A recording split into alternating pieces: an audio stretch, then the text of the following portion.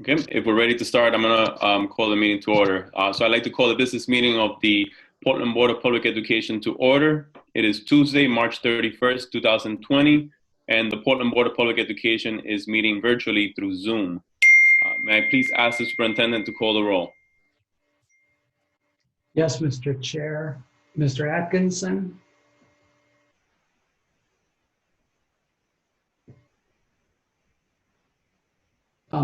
Janet, we need to unmute the board members. This has to be a voice vote. Everybody has to be able to hear it. So if you don't mind unmuting Mr. Atkinson. And Superintendent, if we can use this roll call as a sound check of sorts, so people can make sure that they confirm that they can hear and see us, at least the board members should. Thank you. Yeah.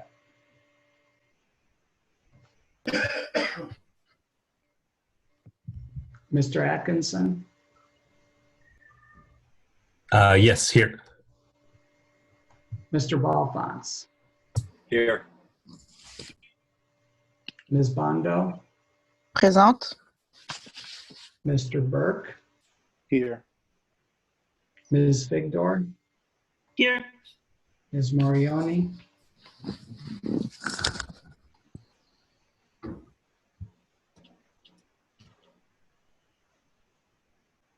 I didn't hear Ms. Morioni.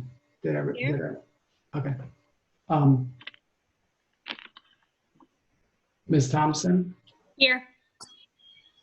Ms. Trevorrow? Here. Ms. Brown?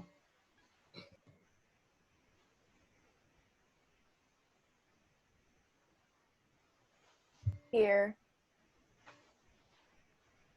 Mr. Casiel Reyes? Ms. Habib Saeed? Here. Mr. Parrott? Ms. Yangala? Présente. And Chair Rodriguez. Presente. And real quick, Mr. Casiel Reyes did tell me that he might be running late, so he should be joining us shortly. And Mr. Parrott has had some issues setting up his Zoom, so he might not be joining us today. Both of them were communicated that with me earlier today. Next, we're gonna do the Pledge of Allegiance. You guys are gonna see a flag on the superintendent's screen that he'll project. What we thought about was not necessarily the need to stand, so that we're not, the views on your screens are not obscured, but rather acknowledge the Pledge of Allegiance. So would everyone please acknowledge the Pledge of Allegiance? Allegiance to the flag of the United States of America, and to the republic for which it stands, one nation, under God, indivisible, with liberty and justice for all.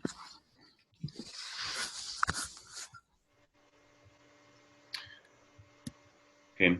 For the report of the chair, I just want to go over a couple of points to provide context into how this meeting tonight is going to be conducted. First of all of the votes will be by roll call, much like we did right now. The attendants will unmute you, you'll speak, and then after you're done speaking, we'll ask you, I think we'll be able to mute you again after that. Board members will use the raise your hand feature on Zoom should they wish to address the board.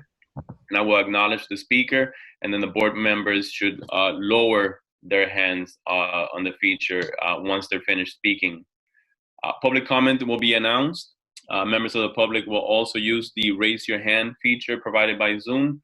And this feature is either found on the webinar control, on the control bar at the bottom of your screen, or can be found by selecting your name on the participant screen.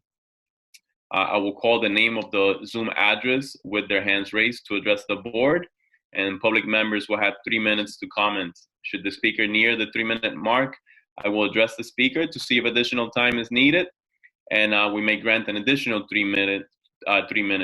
If additional time is granted, at the end of 6 minutes, the speaker's mic will be muted. And then lastly, obviously this is our first full board meeting using Zoom and using a virtual meeting space. So I just ask you that you give me a little bit of patience as I work out the kinks. It sounds like Janet is going to be doing most of the driving here, so I'm grateful for her help. Next, we'll do a report of the students. Ms. Brown, Ms. Stephanie Brown is ready to report on Portland High School. And then after her report, I've asked Sahar and if Fabio joins us, if they don't mind sharing with us just a little bit of their personal experience as students, what the last couple of weeks have been like, and anything else that they thought would be interesting for us to know about. I think hearing directly from the students, it's incredibly important for us right now. And I think Superintendent brought this idea up earlier today, so I just think it'd be a good opportunity for us to listen to them. So having said that, Ms. Brown, you have the floor for your report.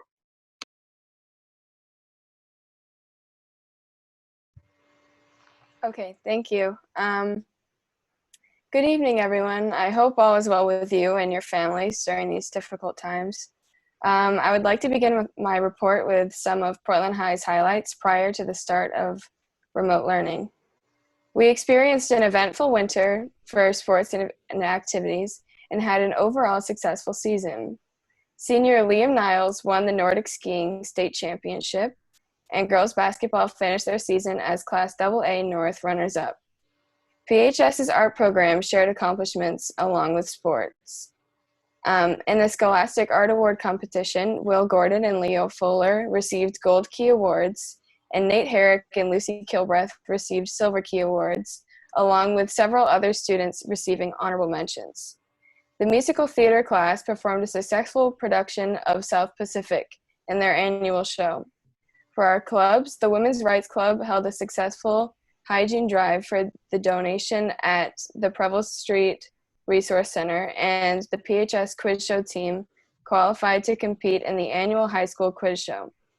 We also had about 200 8th grade students attend our open house in January, as well as hosted shadow days for all 3 middle schools for the class of 2024. During these shadow days, the freshmen toured different workforce opportunities around our city as a part of the City is Our Campus tour. In the last week of February, course selections were made for underclassmen in preparation for the next school year. We also hosted our annual talent show at the beginning of the month. As you all know, PHS, with the rest of Portland schools, has had to quickly adjust to remote learning. Thankfully, our teachers and administrators have been working hard to keep students well informed on the changes being made and to help with the transition. The schedule communicated to students has been as followed. Block 1 is 8 to 9, Block 2 is 9 to 10, 10 to 12 is a time for students to pick up lunch at various locations throughout the city. Then we continue with Block 3 from 12 to 1, and Block 4 from 1 to 2. 2 to 2:30 is a time for students to reach out to their teachers for extra help. We have been continuing to follow a blue and white day alternating schedule. Class structure has varied throughout different teachers. Most classes have a Google Classroom, which is a page where you're able to post assignments and students can turn them in. In addition to Google Classroom, some teachers instruct digital classrooms on programs such as Google Hangouts or Zoom, like we are today.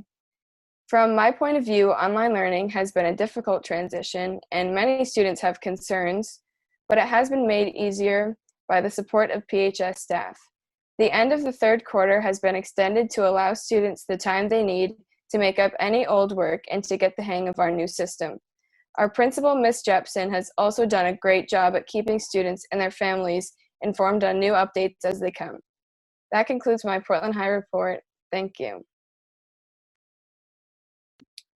Thank you, Stephanie. Great job in summarizing what Portland High School is doing and how things have gone. I know that was your prepared report. I'm not sure if you had anything else that you wanted to add, or if Sahar wanted to address the board. We'll go to Sahar. Sure, thank you.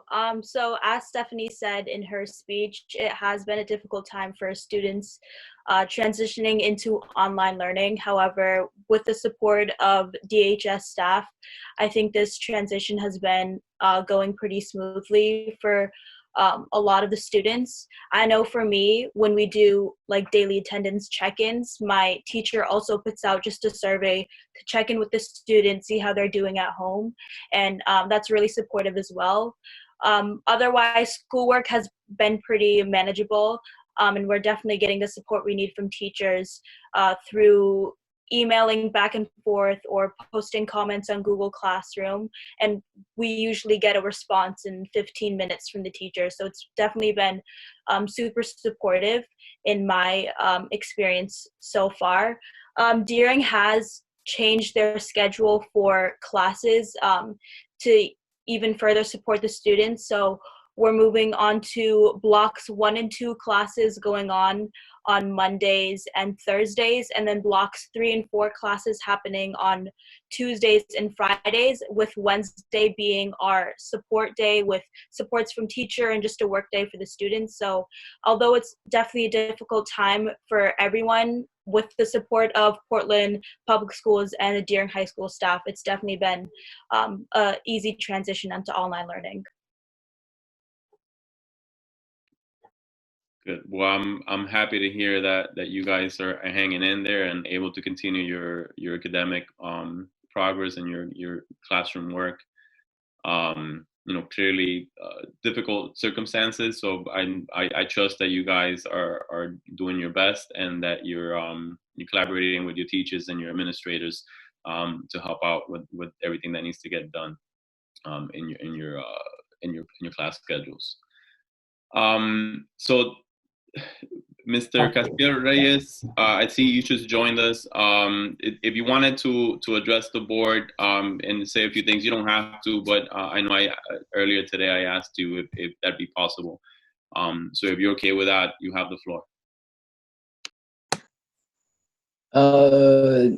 Online school, it's been okay. It feels harder to be motivated to do work because there's not like a classroom setting. Because like most of the work you're doing is like outside of what like the regular Zoom meeting. And I feel like I've been pretty stressed out lately over a few classes because it's a lot of work and I don't know how to like balance it out with other classes. This is just how I feel. Other people though, like my friends, they feel like more or less the same way.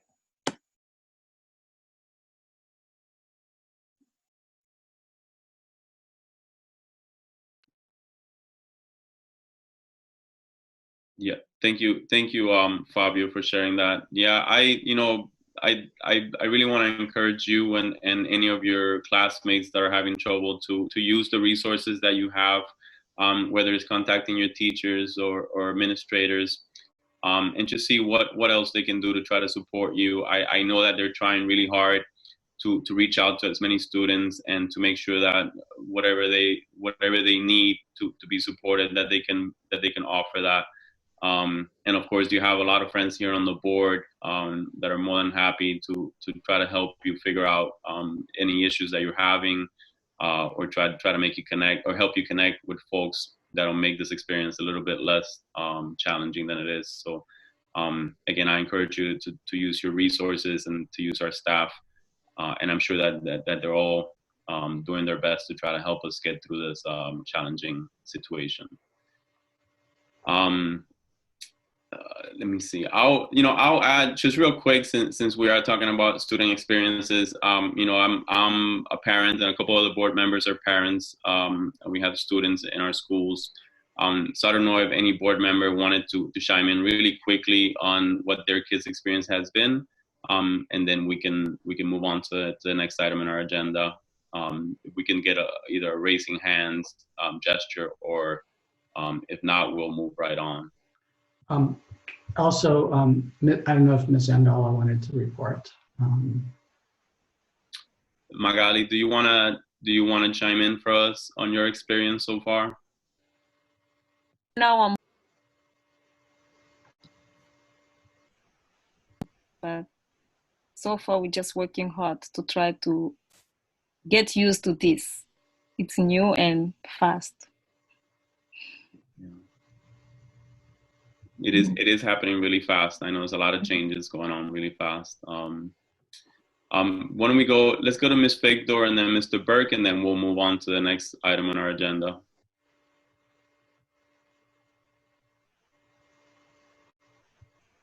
Thank you, Chair. Yes, I have a 3rd grader and a 7th grader at Reiki and King, and I'd say for both of them, this experience has been a transition, but a very successful one. I say that with the experience of them having computers that they can use and access to the internet, and so that not being a challenge for us. I think it's a newer experience for my elementary school student to use Google Classroom, and she's been having morning meetings now, which is amazing and a total highlight of her day. And the teachers across the board have been just wonderful in helping to find resources and in answering questions that come up, and in kind of all of us learning together as we go. I would say for my kids in particular, the experience has been a transition, and then quite positive given the challenges of the situation that we're all in. I'm so grateful for all of the work across the district that has gotten us to this point, and it's enabling our kids to continue to learn despite the crisis we're in. Thank you, Ms. Victor, for sharing that. Let's go to Mr. Burke, and then we'll move on. Hi, thanks.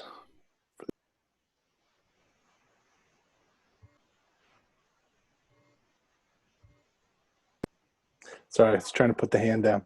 I have a 1st grader. I continue to be in awe of what faculty and staff have done to redeploy everything that we did on a daily basis in an entirely new medium.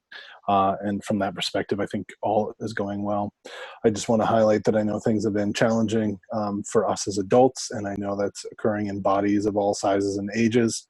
And I am curious to learn more about how at all we are able to support the physical, emotional, and mental health of those in our communities, because to continue as business as usual is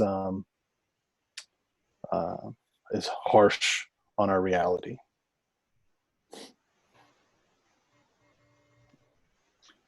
Thank you, Mr. Burke. Ms. Morioni, you have your hand raised. Thank you. Can you hear me? Yeah. I had already mentioned this to the superintendent, and this was actually last week, but from the feedback, I have a son who's a senior in high school, and he's doing just fine because as a senior, you're pretty much wrapping up your academic experience. But from what I've heard from him and other parents as well, is a question as to could there potentially be for high schoolers moving to a pass-fail system for the rest of the year. It's just something to consider because of the stress, and it's just something I'd really like to have a little bit more explored. And I do want to also applaud our administration and the teachers. They're doing so much work and really trying to keep our students engaged, and I don't want to take away from that at all. I just want to find ways potentially to help our students that are anxious about their grades and the amount of work, and again, leaning more on how we're making sure we're staying equitable in what our students have available to them, resources at home in particular. Thank you. Yeah, thank you, Ms. Morioni. And as you guys know, in our agenda today, we'll have an update on the Continuity of Education plan. So we'll be able to address a lot of these questions and these concerns that I know a lot of us have been hearing from and experiencing personally. So we'll move on next to the report of the superintendent. Mr. Botana, you have the floor. Thank you, Mr. Chair. I would like to begin my comments today by recognizing the original inhabitants of the land on which our city and schools stand, the Micmac, Penobscot, and Passamaquoddy tribes known collectively as the Wabanaki, or people of the Dawnland. We're honored to have their children among our students in our schools today. As Chair Rodriguez has mentioned, we are planning to provide an in-depth review of the incredible amount of work that's happening around our school closure. So I'm going to focus my comments during the superintendent's report on a couple of other matters. As you may remember, at the March 3rd meeting, we had a first read and workshop on the MOU with the Portland Police Department. You will notice that this is not on the agenda for approval. Board Chair Rodriguez and I discussed where we are at this time and determined that it wasn't necessary to bring it to the board for a vote now. It is our intent to bring it back to you when we're open, when school is open again. As you know, we were working on the interviews for the Deering High School administrator position, the principal position, prior to closure. Fortunately, we were able to complete the in-person interview process and came away with good insights from that process, and we are nearing our ability to make a recommendation to you. Our goal is still to make the April 7th deadline. I would like to again thank Assistant Superintendent Aaron Townsend for his leadership in this effort. It was a tall order before the coronavirus, and like everything, this process has brought our most creative and resilient selves. So thank you, Aaron, for your work on that. Additionally, Brooke Teller, our STEM teacher leader, has been busy doing fundraising during this time. She has obtained a $16,000 investment for Camp Invention at Talbot Elementary School this summer. This would serve 50 4th and 5th graders, hopefully. Also, the Verizon Foundation approved her proposal, which was submitted through the Foundation for Portland Public Schools, for an additional $10,000 to support the sharing of our science work at Talbot with other district teachers. Well, it's hard to think about these future plans with our focus on what we're doing right now. I'm grateful to these organizations for their support and wanted you all to know about that. We'll be talking more about some of the great ways in which the Portland community has stepped up to the plate to support our families and staff during this time, but I wanted to show that it goes beyond our immediate needs as well. And so that concludes my report. Thank you, Superintendent. Next, for the report of the Secretary, just a quick note, and if this is not correct, Superintendent, correct me. After I read the motion, it's actually when I ask for a motion, I'll ask that you physically raise your hand, and then I'll call you, and my verbal announcing of your name is what's going to be recorded on the record and in the minutes for who made the motion and who seconded. So if everybody's clear on that, we'll move on to the report of the Secretary. Consideration and action to approve the minutes of the meeting of March 17th, 2020. Is there a motion? So moved. Mr. Burke, second by Mr. Barrow. Are there any questions on the motion? Ms. Bondo? Yeah, it's just a typo error on my name. They add a E. It should be just a Y instead of I and instead of E and Y. So they have to remove the E. My apologies. We will get that fixed. All right. Thank you. That's a friendly amendment. Any other questions on the motion? See none. Any public comment on the motion?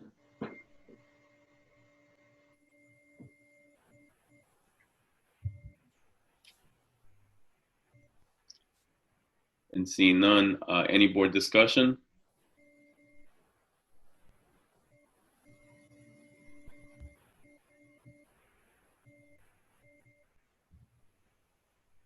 See none.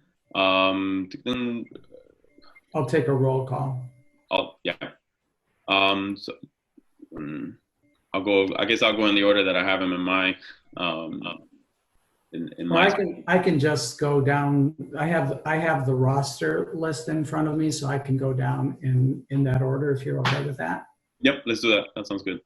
Okay, Mr. Atkinson? Yes. Mr. Balfons? Yes.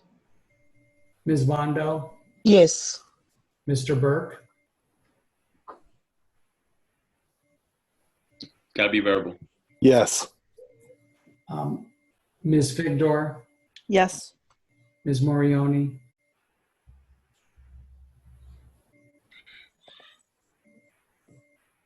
yes. Okay. I don't know if does anybody else have a hard time hearing Ms. Morioni? I know I'm having a hard time. Mm-hmm. So I don't know if you can turn up your volume or, I don't know if that's going to help at all, but I know I was having a hard time hearing you, Marnie. Can you hear me now better? Yeah. Ms. Thompson?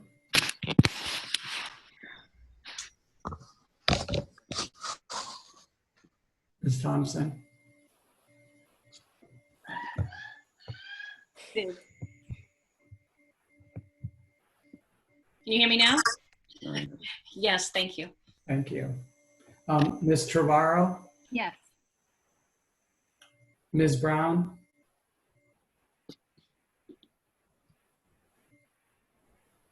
Ms. Brown? I'm going to abstain because I don't think I was in attendance. Okay. Mr. Casiel-Reyes? Yes. Ms. Habib Saeed? Yes. Ms. Yangala? Yes. And Chair Rodriguez? Yes. So the motion passes. That was 7 in favor. No, it was 9 in favor. There was 9 in favor, with the students voting with in favor, except for Ms. Brown, who abstained because she was not here. Okay. For the committee reports, so at the superintendent's request, we've suspended all committee work except for the finance committee budget work. So that we're not going to have committee reports, and we are having a workshop at the end of our meeting today to update us on the FY21 budget. So we'll take that opportunity to get everyone up to date on what's going on there. That sounds good. Okay. Next, consent items. Will the superintendent please read the list of donations made to the district?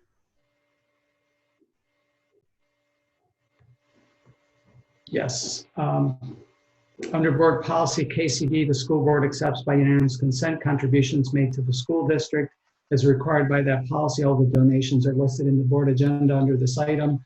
Our practice is for each donor to receive a written contribution acknowledgement expressing our heartfelt gratitude as well as for their tax purposes.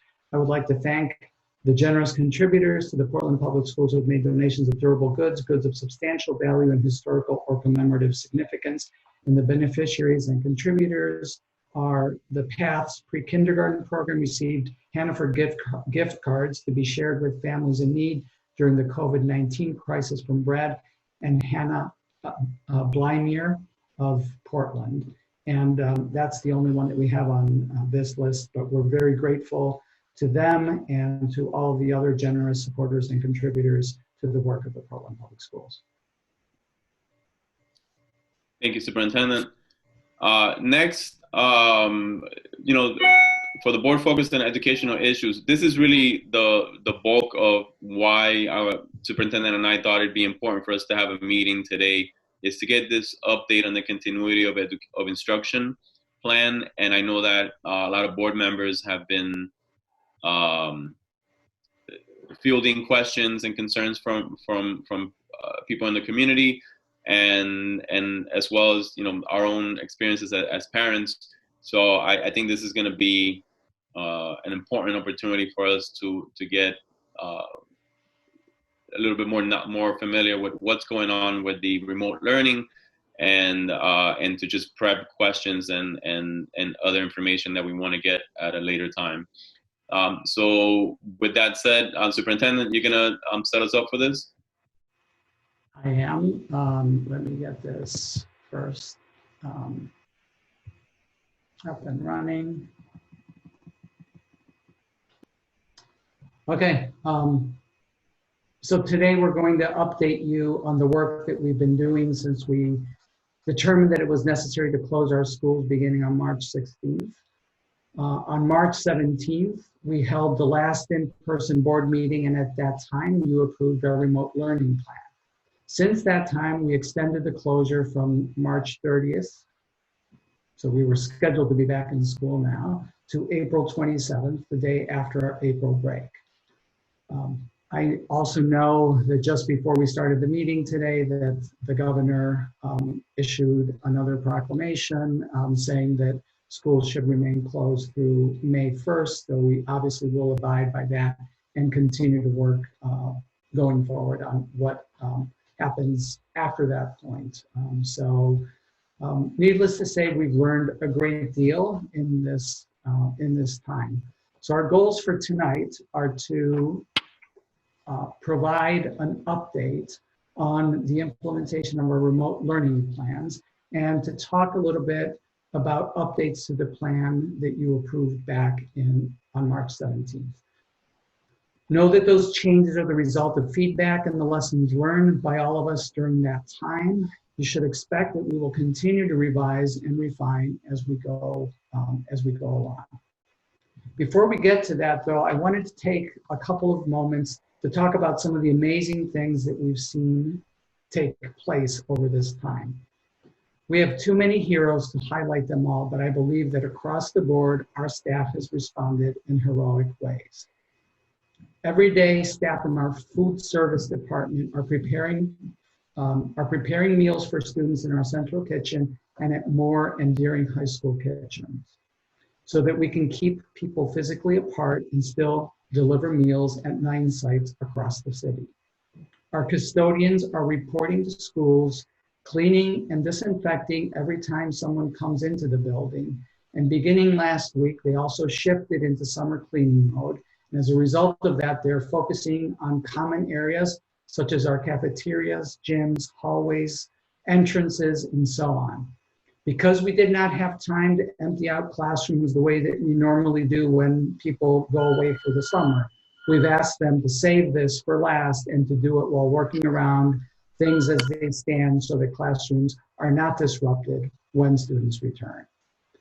So these folks are on the front line. They're coming to work every day and facing the challenges that go with that. Staying on the front line theme, some of our nurses have signed up for Maine Response, a volunteer organization of healthcare providers who assist the state with crises. Through that, they could be asked to assist CDC with tracking, investigations, phone triages, and so on as the pandemic continues. Some of our nurses have also volunteered a few hours with the Red Cross to assist with blood drives, as we're in a critical shortage of blood at this time. Our teachers have been amazing across the board. You heard some of our students talk about that. Their creativity, their ingenuity, their commitment to learning and improving and to staying connected to their students has been remarkable. Our social work team rallied immediately to pull together around resources around social emotional learning. Many of them also volunteered to distribute charitable meals last week, and their relationships and perseverance are what gave birth to some of the supplemental meals programming that we will be talking about later in our presentation.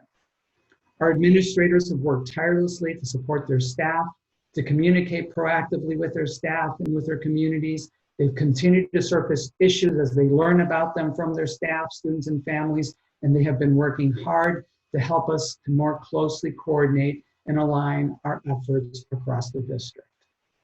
And last but not least, my leadership team has worked around the clock to take those issues that are raised and develop solutions, whether it's expanding our food security efforts, coming up with common protocols for handling different processes in the context of COVID-19, or orchestrating clear and ongoing communication. This team has really gone above and beyond. I've said before that this is the most talented and dedicated team I've ever worked with, but what they've been able to do in the last couple of weeks goes well beyond what I ever could have hoped for. Last Friday, Grace Valenzuela and I met with the Portland Empowered Parent Leaders and a number of other student leaders and leaders from the immigrant communities. They highlighted that the work that our parent and community specialists at the Multilingual Multicultural Center have been able to achieve They remarked that these folks have worked nonstop to reach our immigrant families and make this transition possible. They compared our efforts to those of other communities in Maine that are also serving immigrant communities and told us that they're sharing some of our resources and processes with them in an effort to help them be more effective in reaching immigrant families. When I think about that, I can tell you that without a doubt that our parent and community specialists have been the absolute glue to all of our efforts. Without their dedication, knowledge of their communities, advocacy, and willingness to go the extra mile, our efforts with the most vulnerable group, with this most vulnerable group, would not have been possible. So my last celebration is about our multilingual, multicultural center staff. They're amazing, and I am also grateful for their work. But this has not been without hurdles and barriers to overcome. Today, we'll be walking through some changes that we need to make in our continuity of instruction plan. Assistant Superintendent Nally and her team will walk you through some of the additional resources and supports that we're putting in place to address the concerns as they've emerged. As I said before, these are not the last of the concerns that will require us to make adjustments. We're very aware of questions around attendance, grading. You heard that question raised by Ms. Morioni, and the workload for both our families and our students, as well as, of course, our staff. We continue to listen and work with our team to identify those areas and come up with collaborative, data-driven decisions. Getting our communication just right is a huge challenge.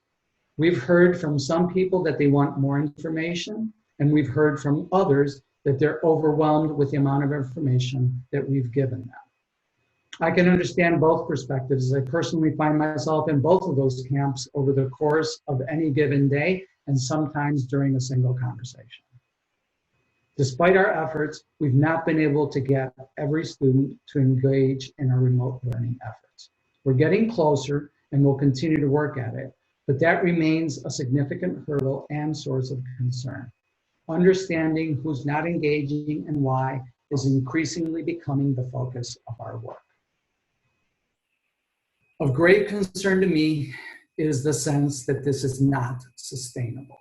Our folks are tired. They're working round the clock for going on 3 weeks now, with 3 more weeks to come, and they're getting tired.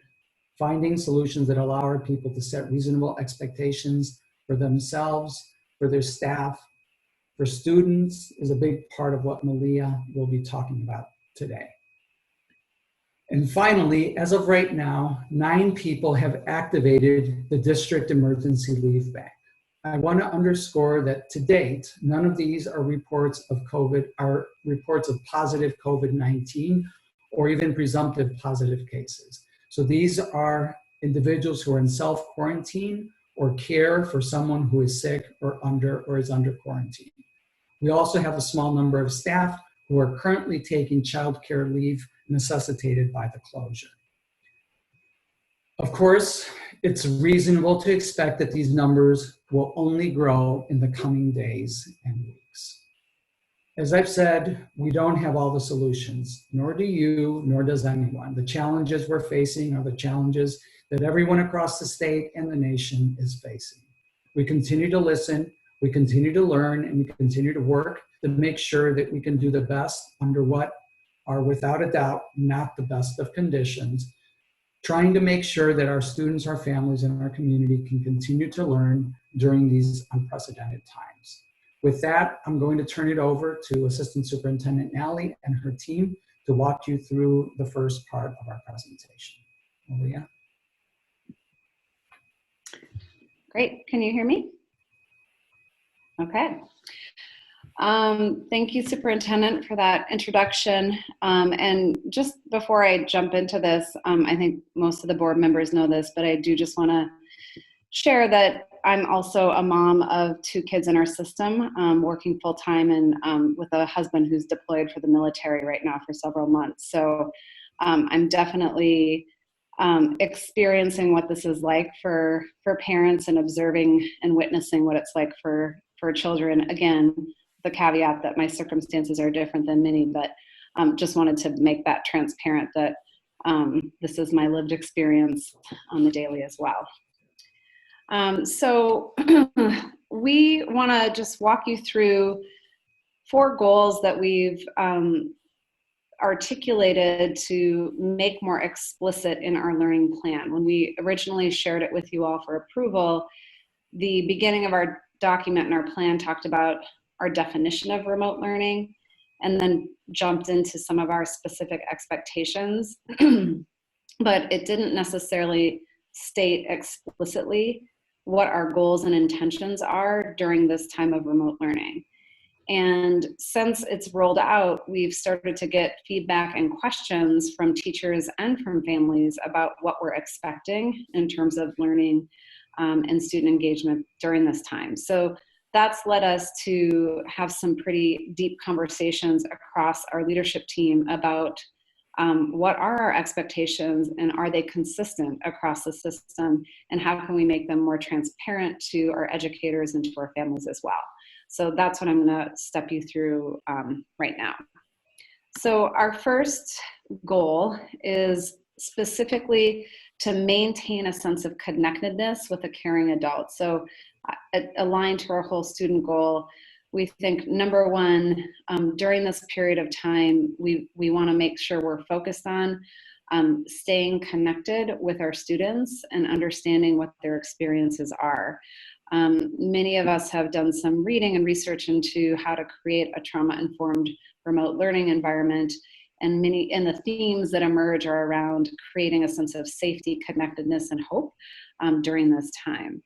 And so some of that happens through the inclusion of social emotional lessons, but more so it is that connection that happens between teachers or educators and students, as well as through the routines and rituals that we maintain during this period of time. One of the things that's come up is our awareness of the fact that our teachers have different styles and levels of comfort connecting with students via different technology platforms. And so we are allowing teachers the autonomy to choose strategies and methods that feel most natural, authentic, and comfortable to them. And we're actually rolling out new guidance around the use of videoing this tomorrow, actually, to our teachers, because that's come up as it's just raised a lot of questions with our teachers. And then finally, in this area where we're trying to put a lot of our time and attention now is on identifying the students who are not connecting during this time and finding out why that's the case and how we can reach those students. And that's been a large collaboration between teachers, our social work team, our multilingual team, as well as our administrators. On the slide here, before we move forward, I'll just point out that in each of these, this is pulled from the document which we're updating and sharing again internally tomorrow, but these are some of the supports we're putting in place at the system level. So there's a lot that schools are doing, but we're also trying to make transparent what are some of the supports and resources we have in place as a district overall. And so the first piece here is some guidance that was put together by our social work team around how to take a trauma-sensitive approach to learning in this environment, a link to the Google Classroom where we have some social emotional lessons, ongoing technology training for our teachers who do want to use technology and video and things like that to interact with and connect with students. And then we're just rolling out some office hours so teachers can access folks for targeted coaching and support if they feel like that would be helpful. The second goal is, is about supporting teachers. And so specifically the goal is to support teachers who are learning in this entirely new way while having to both manage their personal demands at home and keep up this connectivity with students and roll out lessons and instruction and feedback in a completely different kind of environment for many teachers. And so I think this was referenced by some board members earlier, but I think just to reiterate it, and I know the superintendent said this as well, this is really, really hard. It's hard for many reasons. It's hard to change the way you do business immediately. It's hard to have the emotional energy to show up for your students in the ways that they need. It's hard to juggle working while you're having your own kids or parents or whomever it is or whatever responsibilities you have at home.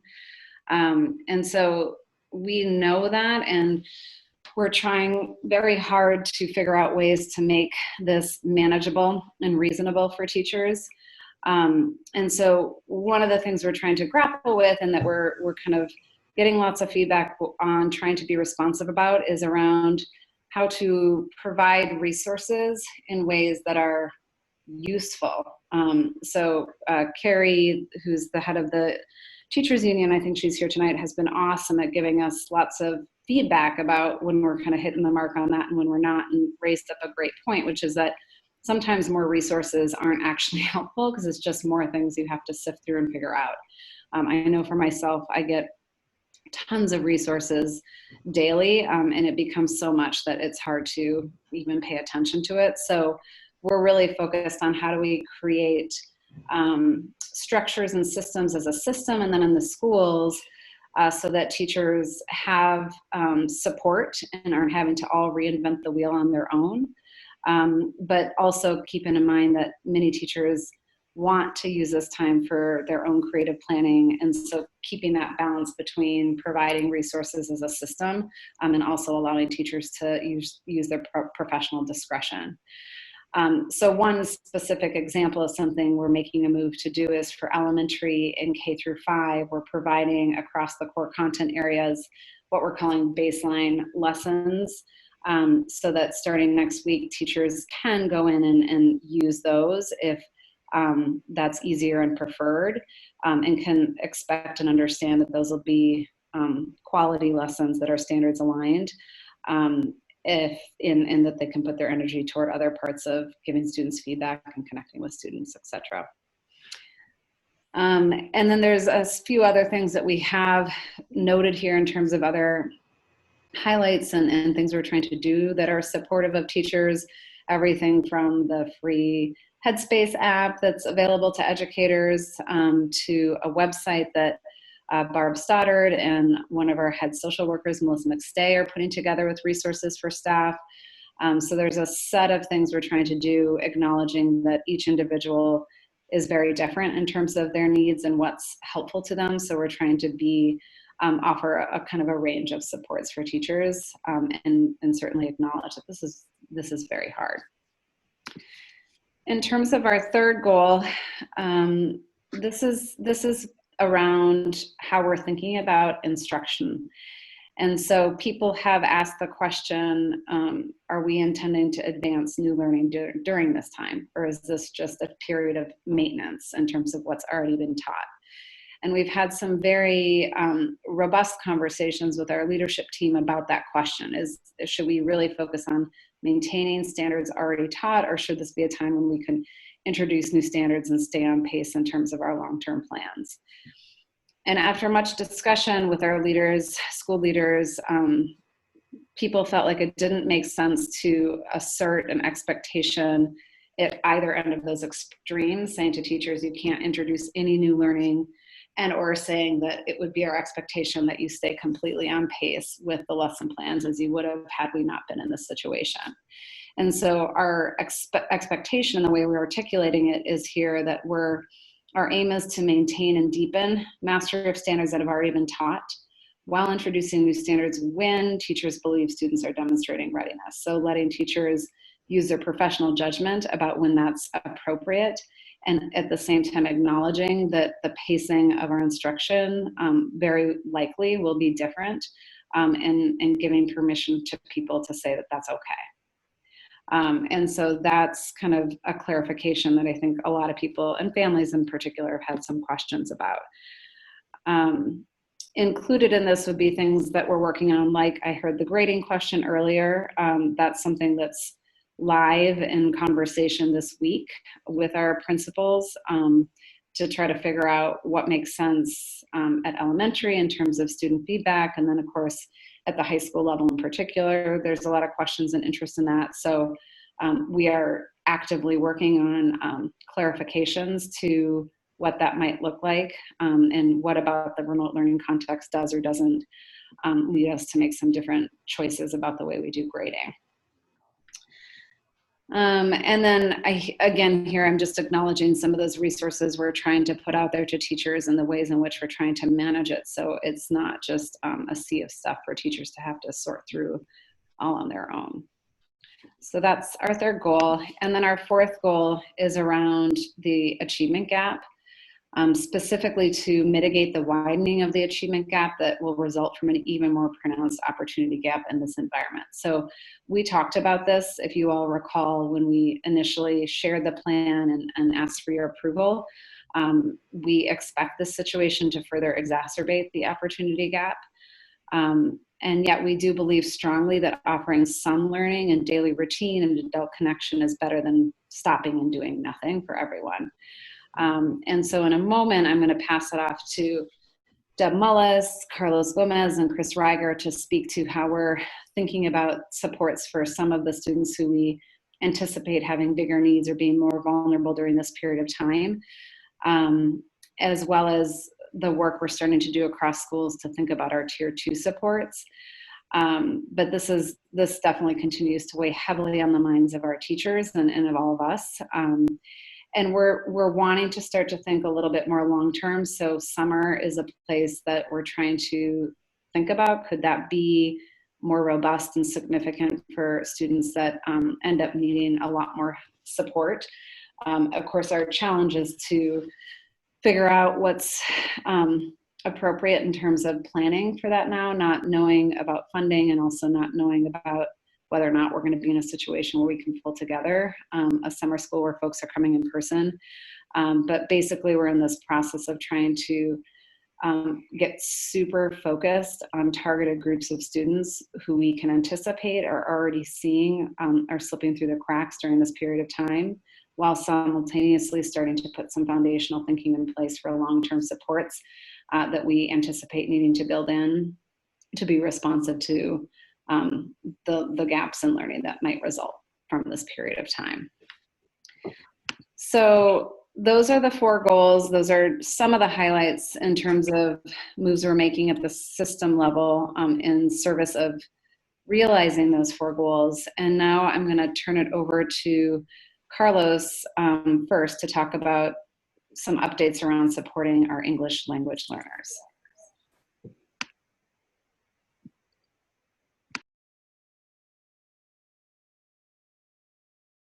Activated video, so you can only hear my voice, and just you have to fill in the image on your own.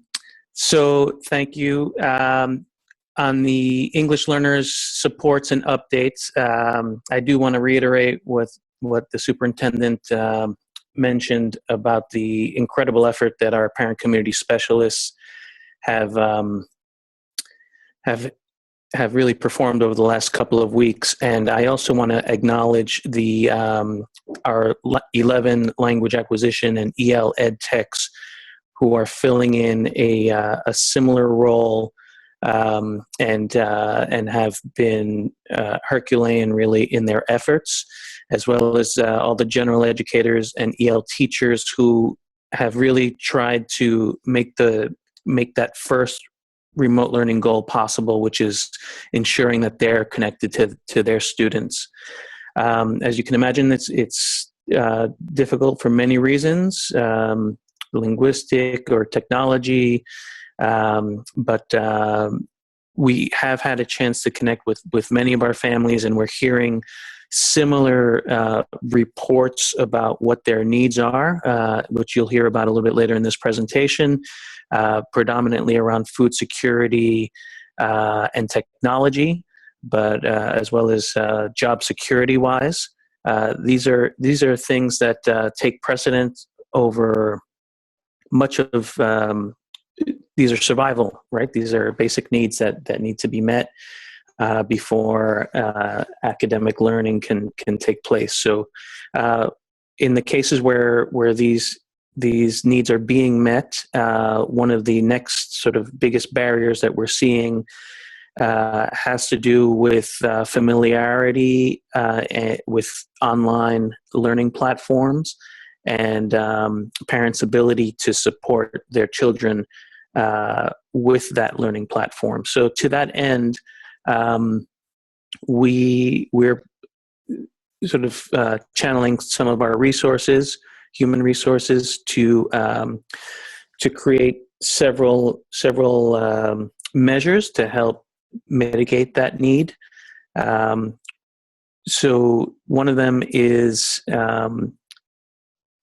we intend to create different support videos and screencasts in multiple languages, for example, to help with some of that remote learning plan.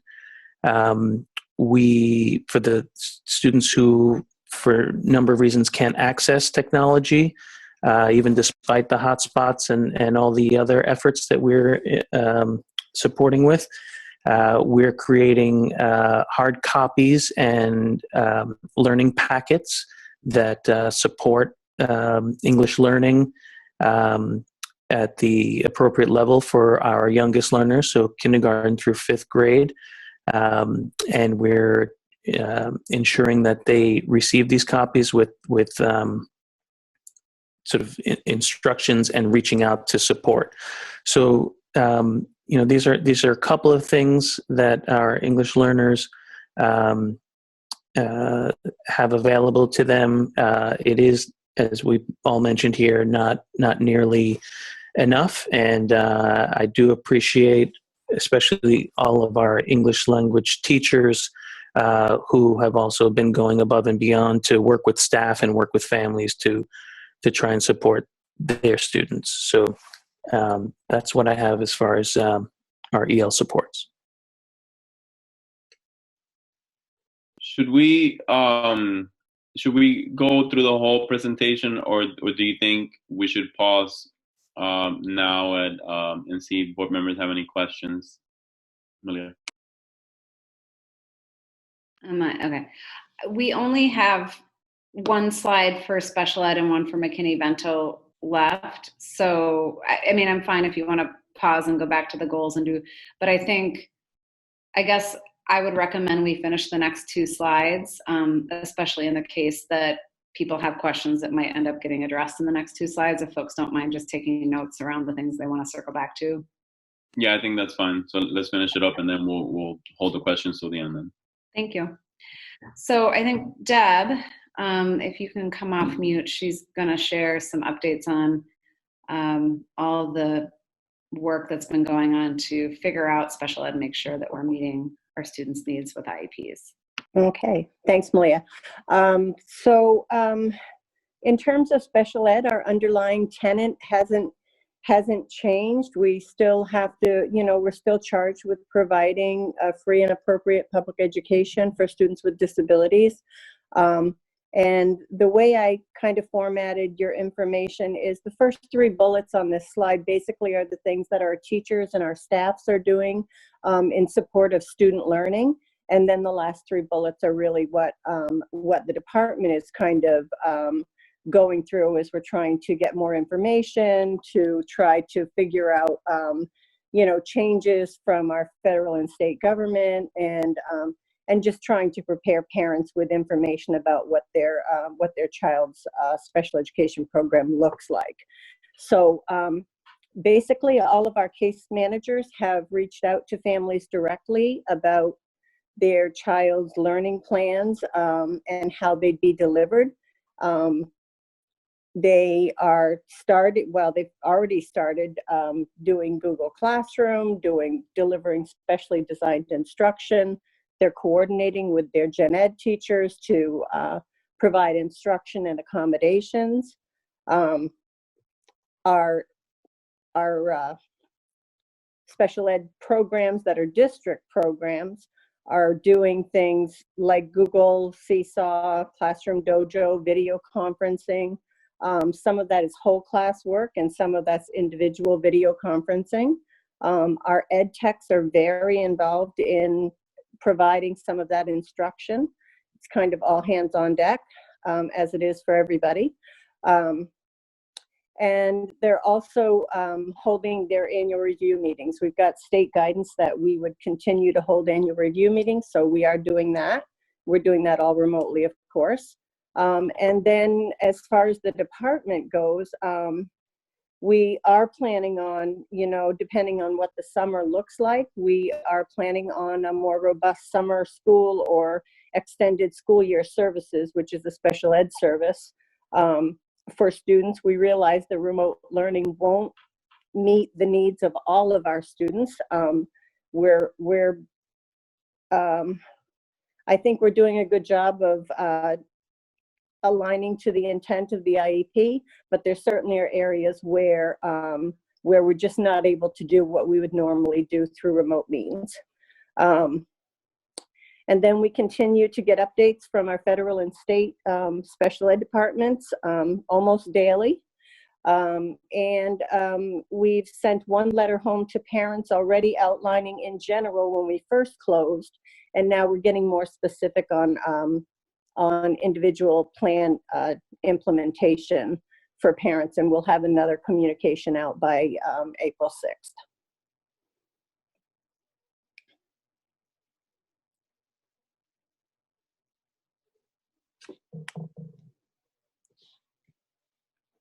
And I think that's it.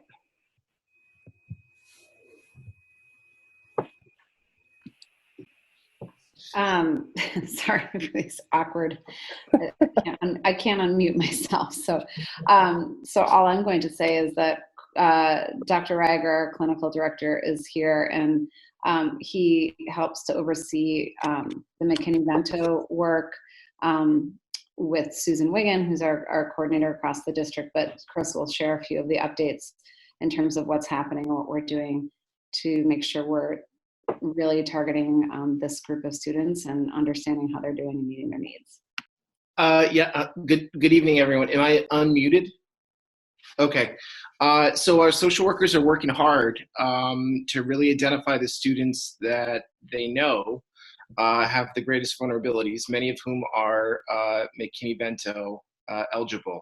And so we're in the process of identifying the kids and checking in on attendance primarily, and figuring out if are they connected, do we have eyes and ears on them, are they safe, are they food secure, which is largely not a problem in the community. What it seems to be a little bit of a problem is not the access to food, but the knowledge about how to access food is still a barrier. Yeah.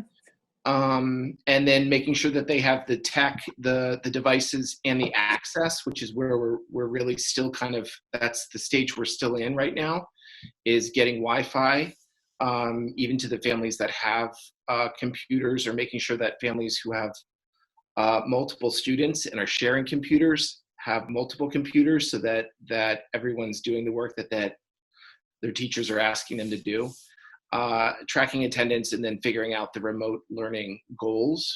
The students and the families at the shelters are connected to resources and staff, and so we're a little less worried about them, although we're still working on some of the tech needs around Wi-Fi. And we're really concerned about the families who may become homeless during this period of time. And so they're not already synced up and linked up with resources and agencies. And that's a big concern. And then our Latinx community, who, due to documentation status and a reluctance to reach out, and some of the communications that have gone out about you shouldn't go out and access resources. And so we're particularly worried about them. And this is connected, of course, to the recent opening of the ICE office on Congress Street not too long ago. And then Carlos explained kind of what we're doing for our EL students, and that applies for our students experiencing homelessness as well. And then we just added some resources in here because we know that particular phenomenon will increase as this goes on, like intimate partner violence. And we want to make sure that people have access to resources, as this game changes over time.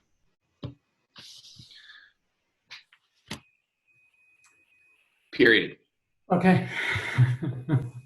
So maybe we can pause here and take board questions on the continuity of instruction plan.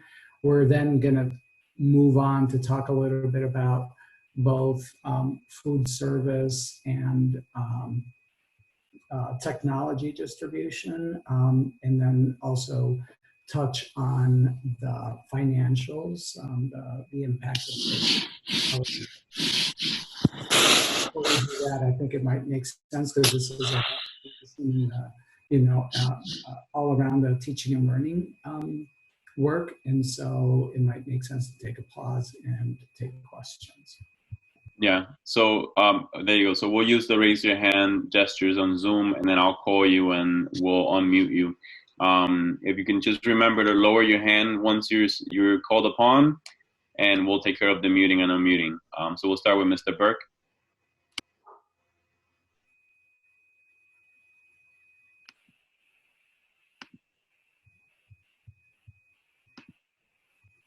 Thank you, Mr. Chair. I don't have a question at this time. I just want to express the deepest and most profound gratitude for all that everybody is doing. The amount of work that you're doing, in addition to managing your own persons and lives, is enormous. And just thank you. We'll do Ms. Figdor. Thank you. I definitely second Mr. Burke's comment about just my enormous gratitude. I have a very simple, well, it's not going to be a simple question. I have a straightforward question. But I am wondering how many children, how many students aren't connecting, and if that differs based on whether they're in elementary school or in secondary school. So we don't have those data. I mentioned in my introduction that is, that's our next level of work, is to be able to understand that. We know that there's a significant number of students that are not, it doesn't necessarily mean that they don't have the technology to connect, but they just have not actually connected with anyone yet. And so that is our next level of work, but I don't have an exact number for you. And I would just add to that, agree, we don't have the exact data point, but that's not to say that there's not a lot of work happening with the educators and administrators and social workers that do know within buildings. So, we heard an example from Riverton's principal, or Talbot School's principal, Anne, today, and she talked about how they are understanding by the individual student what's working and not working in terms of communication, as an example. So we've heard feedback that families are feeling over communicated with. And so she was just talking through how they've systematically identified how students are engaging, who's appreciating, hearing from a lot of people, and who's feeling overwhelmed by it. And therefore they have like a system to identify this is the one point of contact for the student, for this family. So that kind of thing is happening. I mentioned Susan Wiggin, who's working with Chris Reiger on the McKinney-Vento youth. And we were talking today about sort of systems that we want to use at the district level that are getting us more of the bird's eye view of each of those students. And she could talk, in great depth about what social workers are doing to manage the list of students who they already know are not engaged. So I agree with the superintendent. We need and want and are working on our systems for having that bird's eye view, but I just want to make sure folks know that that kind of individual looking at what's happening and systematizing that within the schools is happening.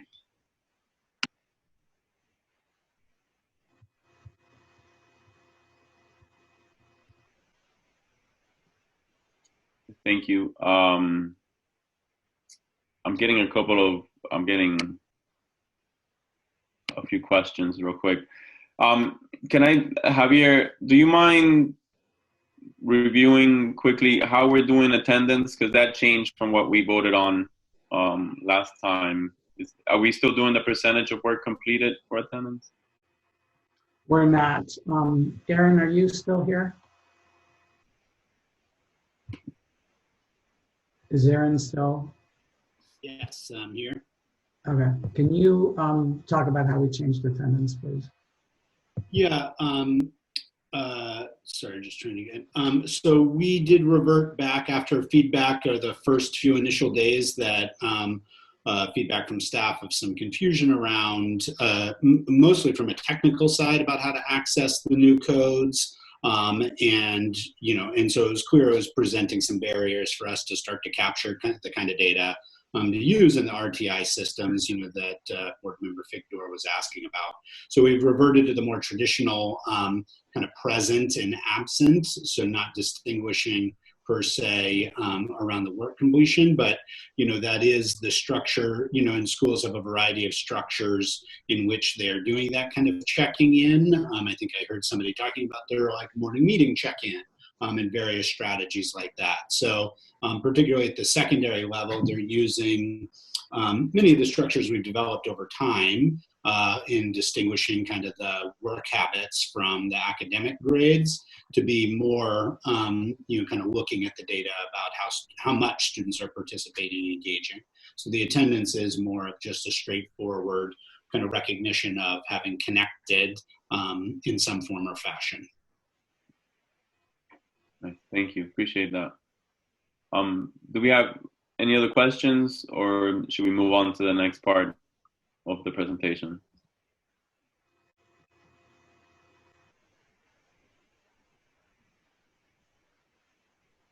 Okay. I think, Javier, let's move on to the food security piece. So around food security, obviously, it's incredibly important and has been incredibly important for us to be able to meet the needs of our students and community through food security. Obviously, and you heard that in Malia's presentation, focusing on social emotional connections and focusing on the whole student has been a priority throughout. So making sure that we can increase our access to food has been a big part of that. As you know, we have 9 sites that are doing food distribution on a daily basis.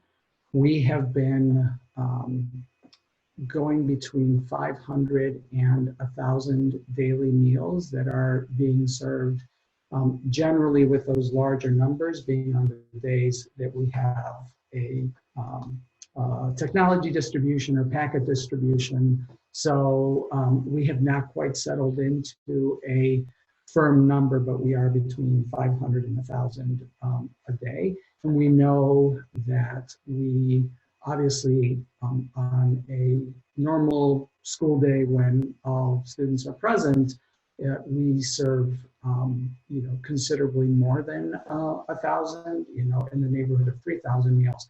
So we are concerned in trying to figure out what it is that we can do to be able to reach the students who we're not reaching. So one of the things that we have in place is a survey that is going out, I believe tomorrow, asking a set of questions around whether families are currently aware of our meal distribution and whether they're accessing it or not. And if they're not accessing it, why they're not accessing it.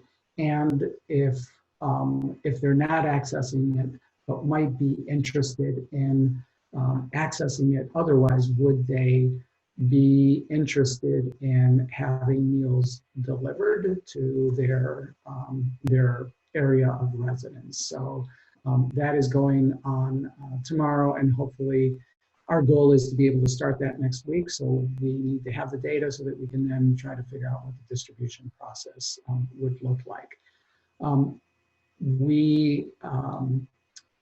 Because we've not settled on a number of meals that we're serving, we've been hesitant to extend our capacity to providing weekend meals, but talking to Jane McLucas, our Director of Food Service, who's been doing outstanding work. She said that given where they are right now, that she believes that they do have capacity to provide 2 meals on Friday. So on Friday, they will be they will be distributing not only the Friday meal, but also an additional meal for the weekend. And hope our goal would be, once we know what capacity is and our capacity to be able to, what the need is and our capacity to be able to meet that, to add weekend meals for anybody who comes or in time gets deliveries. We also are committed to providing continuing meal service through April break, so that during that time we don't experience drop off in food security. So that's our plan, and we'll be talking, you'll hear from Miranda shortly about some of the expenses, and that would be one of those that is visible there. As I mentioned in my introductory comments, particularly through the work of Chris and our social work team, we've been able to establish a couple of charitable food partnerships. One with the Locker Project, where every Wednesday they provide 25 additional supplemental food bags at 4 of our sites, and then on Thursday, another 25 at each of the other 4 mainland sites. So our 8 mainland sites have supplemental food bags provided by the Locker Project on a daily basis. And then on Fridays, we will begin distributing about 100 food boxes that have been donated by Wayside, the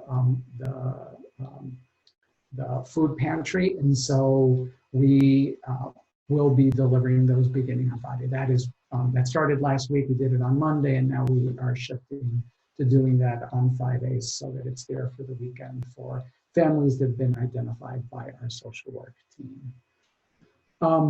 In addition to that, as many of you know, we've had a significant outpouring of organizations that have stepped up and helped us to deliver on this food security goal. So Full Plates, Full Potential, helped us on the first day before we were ready to launch, providing meals across 8 sites at that time.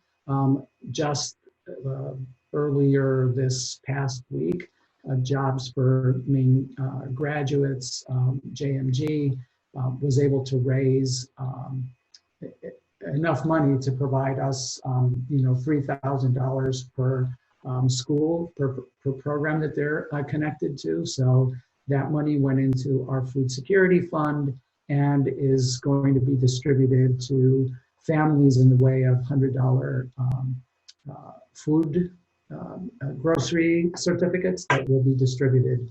And our JMG staff, working with our multilingual staff and counselors and social workers at the schools, will determine who needs those gift certificates, and will be providing those. And as many of you know, we have promoted our food security fund, the food fund in the Foundation for Portland Public Schools, and that had almost $8,000 in donations that have come in over the last couple of weeks. So that is, again, just a sign of the generosity and a commitment in our community to supporting our food security goal.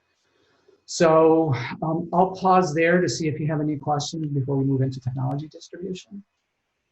Yeah, and Mickey had her hand raised, and I think she had a question about the previous section. I just didn't see her hand being raised, so we'll go to Mickey first.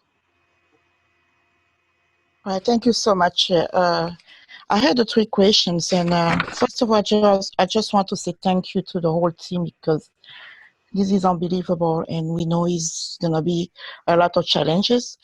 I think I already got my answer with the attendance, and the second question was the Headspace apps, and I just want to know how it was, as the setting was happening. Is the Headspace for each school to use it? It's just for a platform where all teachers and staff are outlining the issues on the Headspace.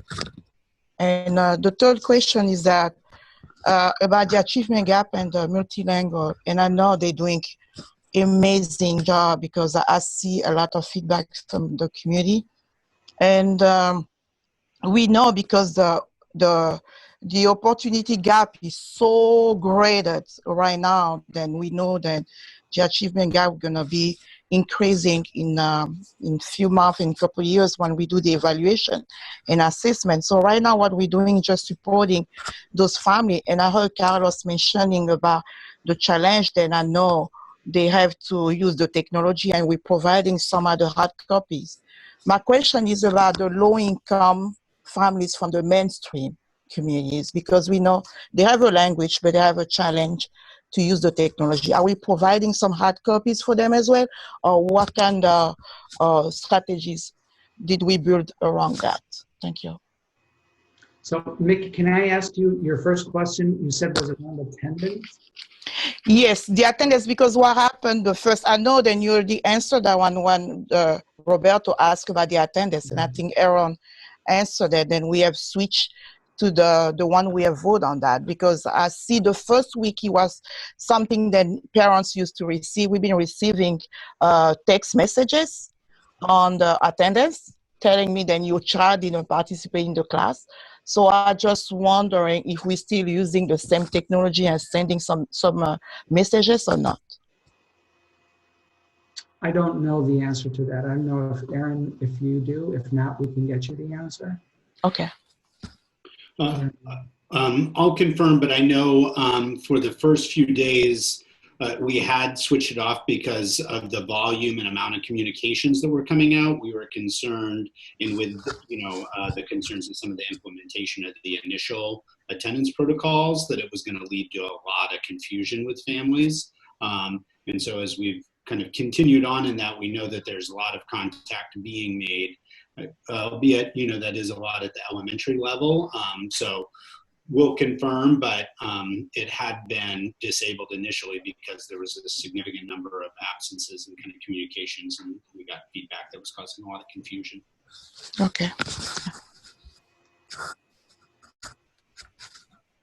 But we'll get you an answer on whether we're actually using it now or not. Okay.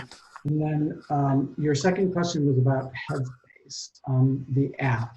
And yes. I don't know if Malia or Barb, if you want to answer. Malia.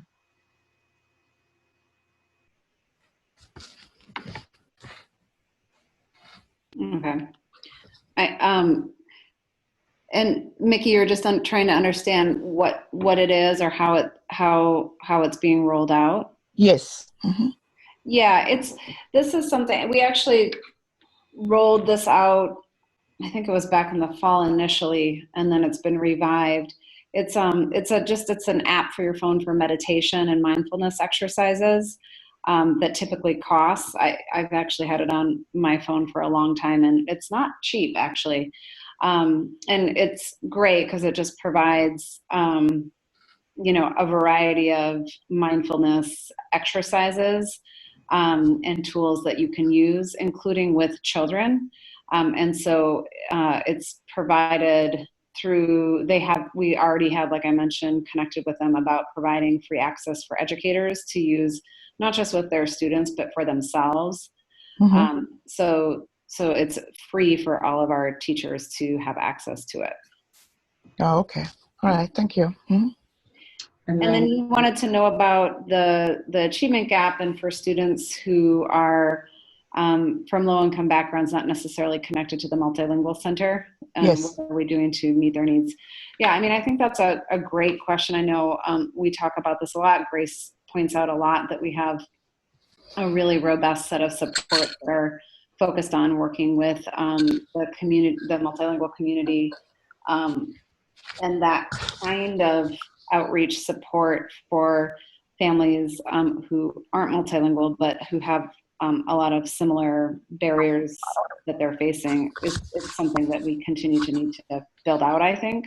Mm-hmm. One of the ways that we're capturing some of those families is through the McKinney-Vento work that I mentioned. That doesn't capture all of those families that you're talking about, but that does scoop up some of those families. And then I think that's really connected to, you know, what we call the tier 2 work that's happening through our social work team, through administrators and teachers, where we're kind of trying to, like I mentioned, systematically identify who's not engaging. Do we know why? Do we have a connection with the student, with the family, and trying to work up more targeted strategies for outreach to those families. So I would say for that community, there aren't as many kind of general moves we're making in the way we have described for the multilingual community, as an example, or the McKinney-Vento community, or students who are experiencing homelessness, rather. We're more trying to address those needs through those kind of tier 2 systems of support once we're identifying who's not engaged. Okay. All right. All right. Thank you. Thank you, ma'am. I'm good, Chair. Thank you. Thank you. Ms. Morioni has her hand raised. Thank you, Chair. Can you hear me okay with my microphone? Yes. Yes, okay. So my question is regarding, first of all, thank you. Thank you so much for all the hard work. It's unimaginable the amount of time and energy everyone is putting into it. It's just so appreciated.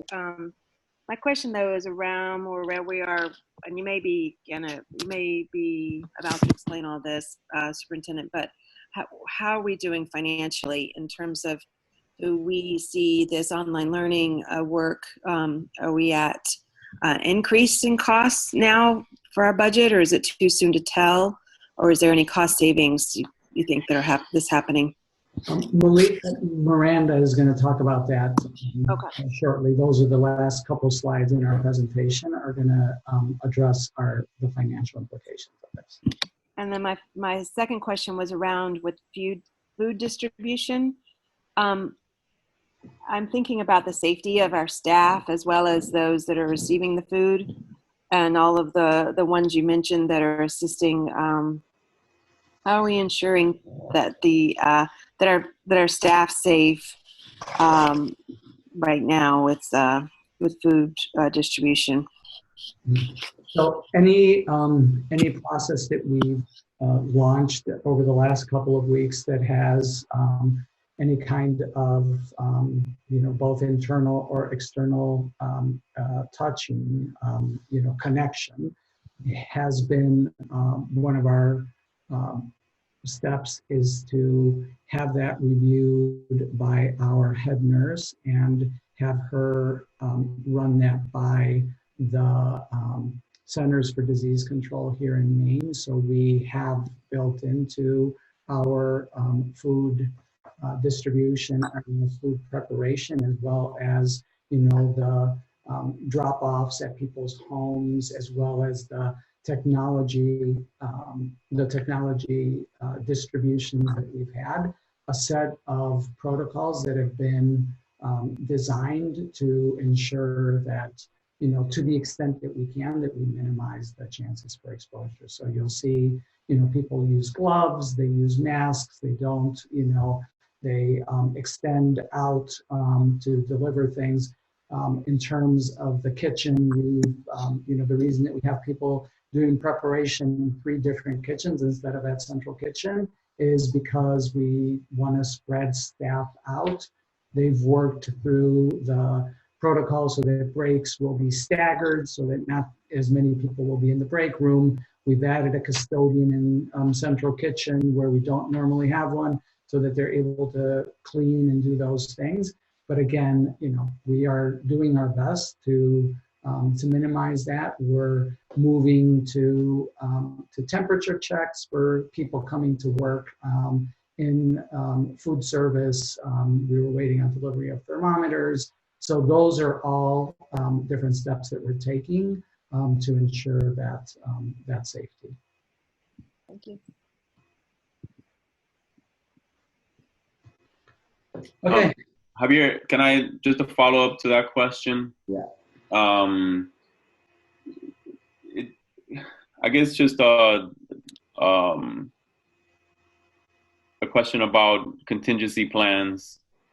What's your take on what the CDC would recommend for either one of those 3 kitchen sites if one of those employees should be either tested positive or any other. Is there any situation, I guess, in which the CDC would ask us to close one of those kitchens down? And if so, what's the contingency plan around that? I don't know that there would be. I mean, it would depend on, whether the person was, had just worked there and things along those lines. Obviously contingency plan is we have multiple other kitchens that we would be able to use. Central kitchen would be problematic to lose, but either Deering or Moore would be less of a problem to lose because we could move that production to a different site. I think, I hope that we don't have to cross that bridge, but when we do, we will, obviously figure out what our plans are, depending on where it happens, to whom it happens, and things along those lines. Yeah, absolutely. And of course, we wish everyone, the best of health, and we trust that you guys are following those recommendations. Just one question also about food security.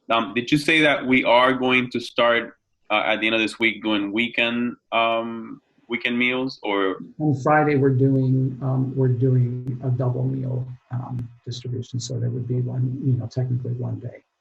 Okay, but it won't be that you are going to distribute meals during the weekend. Just have the 2 meals, 2 days worth on Friday, correct? We're still doing single meals every day, except for Friday when we're doing a double meal. Okay, good. I just didn't want it to be confusing that anyone on Saturday or Sunday were expecting to be at one of those sites. No, that's right. Thank you. All right. I thought I had one more question, but I can't think of it. So we'll move on then to the next part. Okay, and so obviously a big part of our remote learning is not exclusively, but to a significant degree connected to technology. So our IT team, working with Erin, working with Grace, have done a tremendous job figuring out how to get devices into the hands of students. As you know, our middle school 7th and 8th graders and our high school students all have district issued one-to-one devices. And so early on we did a survey to figure out if there were any gaps in that, and we identified a significant number of students, so about 1,000 and change, who needed digital devices to be able to access learning. And so over the last week and a half, we've distributed over 1,000 devices to elementary students and 6th grade students. Monday and Tuesday, so yesterday and today, we also began the process of distributing hotspots. So we've distributed or are in the process of distributing over 400 hotspots. Those will give students and families access to internet so that they're able to connect to do their work and to connect with their teachers over the school closure. So those have been distributed, or there's about 100 that were scheduled to get picked up that didn't get picked up, that we are now at tier 2 trying to figure out how to get those to them at home. We also have had a handful of students that had broken devices at the high school and so on that we've been able to deploy new devices to. And we're working to finalize the tier 3 distribution of technology. So those are the kids that we had devices for that have not picked them up, and we have not yet been able to figure out how to get them delivered to them. So we're working on that, and the team is also working on a plan to troubleshoot and fix devices as they come in with problems and things along those lines. That's stuff that we do readily when kids are in school, but obviously when kids are not in school, this is a more involved process of finding out who it is, getting the device from them, and then making the repairs or replacements that would follow from that. And so that's our technology update. And if you don't have any questions, we can move on to Miranda talking about the finances and Ms. Morioni's question. Okay, Miranda?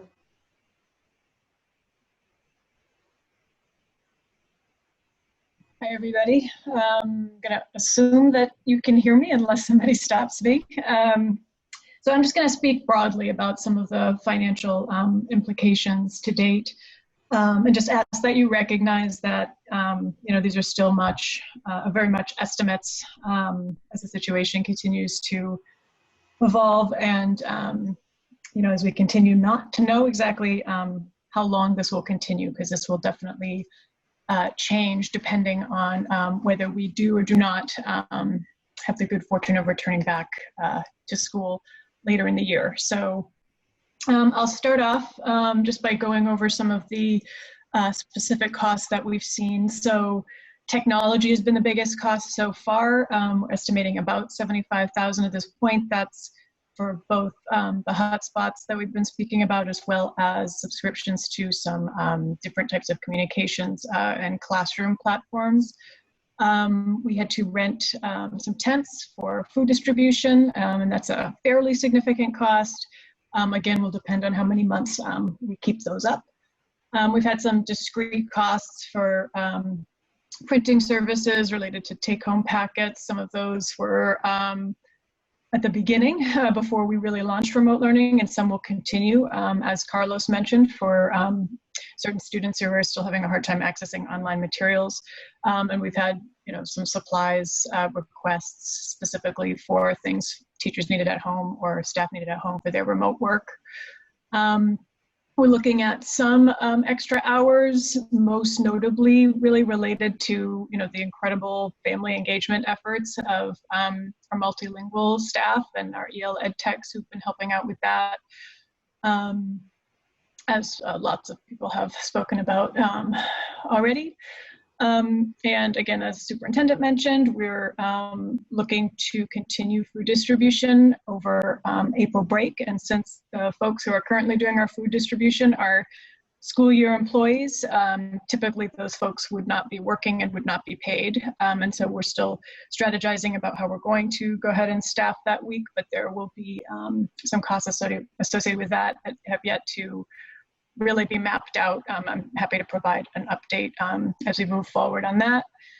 We have a variety of requirements related to paid leave. Now, paid leave in and of itself doesn't represent really an additional cost to us until or unless we seek out coverage to fill the gaps that are left behind by the leave. So our ability to find coverage is yet to be determined, and the extent to which we'll need to find additional paid coverage, that's all going to depend, of course, on how the rest of this plays out, whether or not we do return to school. But those costs could potentially be fairly significant, depending on the coverage needs. And finally, as others have spoken about already as well, we're expecting to do some enhanced summer programming. Again, those costs hard to determine at this point, and I'll certainly keep updating folks as we move forward. So the potential savings, you can, I've got kind of an off-slide commentary on savings, but some of the potential savings are really even harder to ascribe a specific value to at this point, and I didn't do a specific slide on them for that reason, but I do expect we'll realize some savings in a few areas. So I just wanted to touch on those. So, to the extent we're not engaging day-to-day subs, there could be some savings there, but, just want to caution folks, if we were to come back to school and have a lot of people on leave, we could, suddenly see extremely high costs for subs that would wipe out those savings. So again, that's why it's kind of hard to estimate at this point.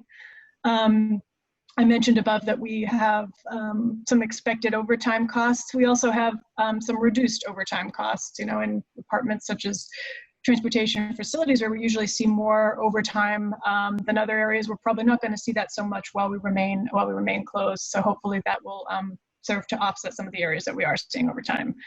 While we've had some discrete supplies and printing needs, we've also done less photocopying, or will continue to do less photocopying in our schools as we remain closed, and certain in-school supplies we'll spend less on. So those are a few areas where I see some offsets. I don't have a figure on it yet, but with the buildings shut down, we'll certainly see some savings in utilities. And, depending again on, as I've said it like 14 times now, but depending on if or when we return back to school, we could see some savings on, nothing we want to see savings on, but field trips, transportation, athletics transportation, if these activities don't occur as planned, staff travel, et cetera. So by and large, at this point in time, I do feel fairly comfortable overall that we'll be able to offset many, if not most, of the costs on this slide with kind of the combination of small savings across these sort of broader categories. And I'll definitely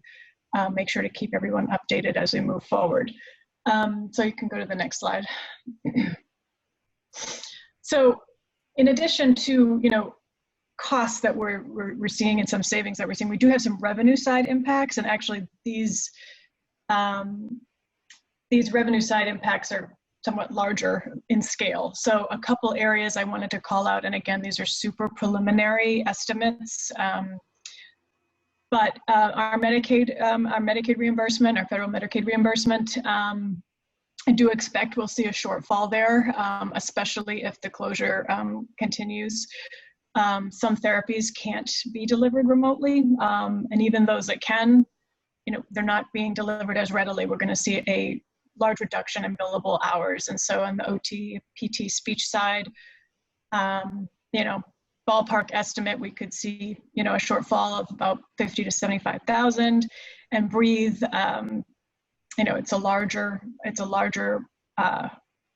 revenue source there. So of the revised estimate that we had talked about with the Finance Committee earlier on, from those latest estimates, I'm expecting we could potentially see a shortfall, an additional to 200 to 250,000, again, depending on how long this continues. So, and then additionally with food services, so even though we are, still being reimbursed for the meals that we do provide, we're not getting any paid meal revenue during this period at all.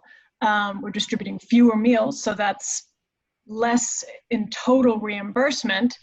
And while that's offset in part by reduced food costs, a lot of the costs is staff, and those costs, as we continue to pay our employees and they continue to work, those costs remain the same. And so I'm looking, again, very roughly at an estimated potential shortfall in revenue, a net shortfall. So taking into account the offsetting cost savings of about 200,000. So while these revenue impacts are larger in scale, I just want to reiterate, these are revenue side impacts, that they don't put us in danger of going over budget or violating any of our legal requirements, related to staying within our budget limits. What they'll ultimately do is cause a higher utilization of our fund balance at year end, than we would have seen or would like to see. But we're lucky to have fund balance at this point in time. We're lucky to have fund balance and reserves that can absorb a shortfall like this to the extent we have to. Again, there's a lot of moving parts still, so this could end up much better than I'm showing here. I just wanted to call out kind of some of the key areas that we'll be watching. And that's it for me. Happy to take any questions. So if we have questions, we'll use the raise your hand feature on Zoom. So I'll give you, I do have a question, but I'll give anyone else a chance if they had something.